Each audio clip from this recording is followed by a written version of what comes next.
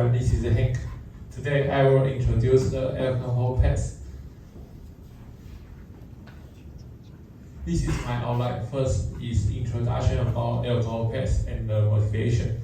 And the second is advantage and disadvantage about alcohol pass. Final is high-order thinking.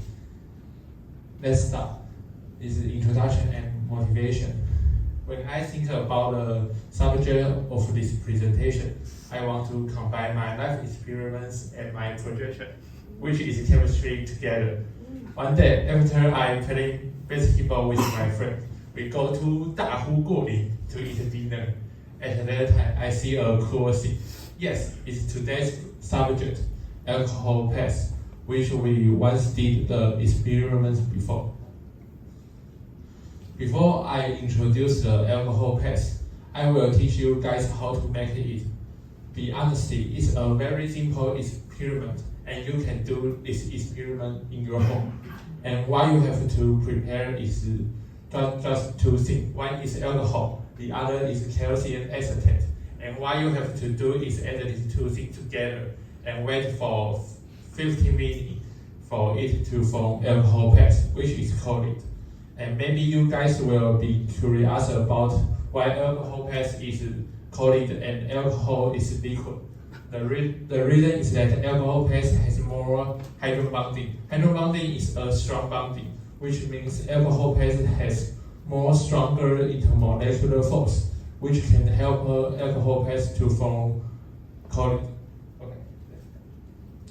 And the second is advantage and disadvantage about alcohol pass. The first is alcohol pass is very cheap. A can of 900 milliliters alcohol pass just take you $30, which means you hit one time, just spend $0.5. And the second is alcohol pass is very convenient for heating food. If you want to heat your food, you just have to prepare alcohol pass and a fire, and you can heat your food in anytime, anywhere. But there are some disadvantages about alcohol pass. The first is it's very easy to flow, which means if you knock over the alcohol pass in accident, you may make a big fire. The second is it's very dangerous for using alcohol pass for heating food. Like this news, this is a China family use alcohol pass to heat their food, but they add alcohol pass before the fire is extinguished. And it will make a big fire like the picture. Okay, the final is high-order thinking.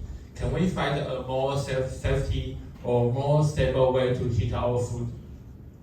Sure, like a gas stove and induction stove, but this way will take you more money.